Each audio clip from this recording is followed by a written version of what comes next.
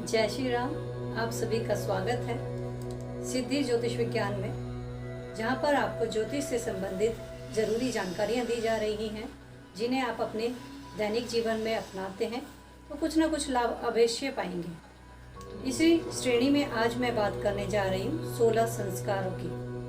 16 संस्कार जो हमारे ऋषि मुनि, जो वैज्ञानिक थे उस समय के, उसी समय जान लिया था कि संतान उत्पत्ति करते समय यह संतान का जो स्टार्टिंग है वो मानसिकता से होता है। जब एक स्त्री और पुरुष संतान के लिए सोचते हैं, वहीं से संतान का आरंभ होता है। एक स्वस्थ माँ, एक स्वस्थ पिता, स्वस्थ दिमाग ही एक अच्छी संतान को जन्म दे सकता है। 16 संस्कार कौन कौन से हैं, ये आपको जानकारी मैं अभी दे रही हूँ।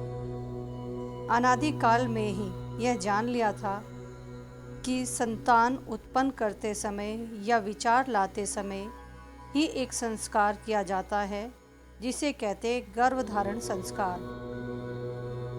16 संस्कारों के बारे में मैं पहले आपको जानकारी दे देती हूँ। कौन कौन से 16 संस्कार हैं जो हमारे जन्म से मृत्यु तक साथ चलते हैं।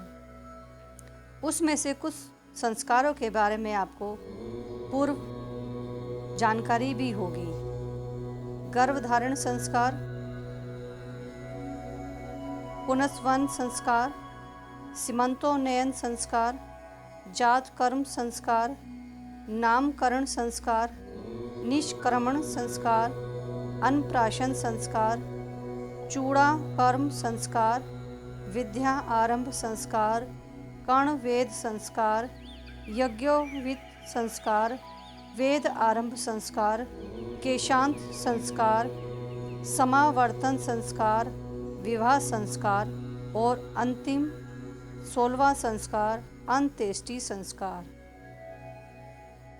इन्हीं 16 संस्कारों में सबसे पहला संस्कार गर्भधारण संस्कार, जिसके बारे में मैं आपको जानकारी दे रही। गर्भधारण संस्कार वह संस्कार है जब हमारी संतान दुनिया में भी नहीं आती और उसके बारे में विचार आरंभ कर दिया जाता है। स्त्री और पुरुष दोनों को ही मानसिक और शारीरिक रूप से स्वस्थ और प्रसन्न होना चाहिए जब हम किसी के उत्पन्न होने की कामना करते हैं, वंश वृद्धि की सोच रखते हैं, क्योंकि जो वंश वृद्धि होगा वो बालक योग्य होना चाहिए, स्वस्थ होना चाहिए, बली होना चाहिए, क्योंकि एक बालक न केवल वंश के लिए, समाज और धर्म के लिए भी बहुत महत्वपूर्ण है। इसीलिए हमारे संस्कारों में सबसे पहला संस्कार गर्भधारण संस्कार, जहाँ स्त्री और पुरुष दोनों को ही मानसिक और शारीरिक रूप से तैयार होना होता है एक स्वस्थ बच्चे के।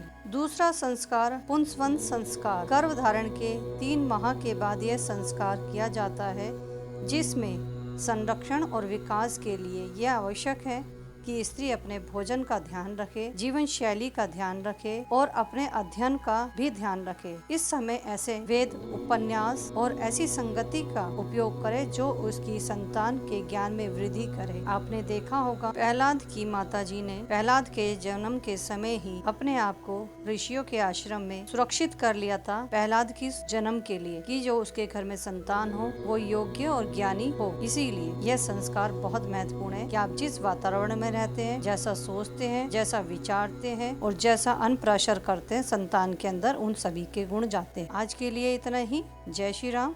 आगे की श्रृंखला के लिए हमारे साथ कंटिन्यू रहिएगा।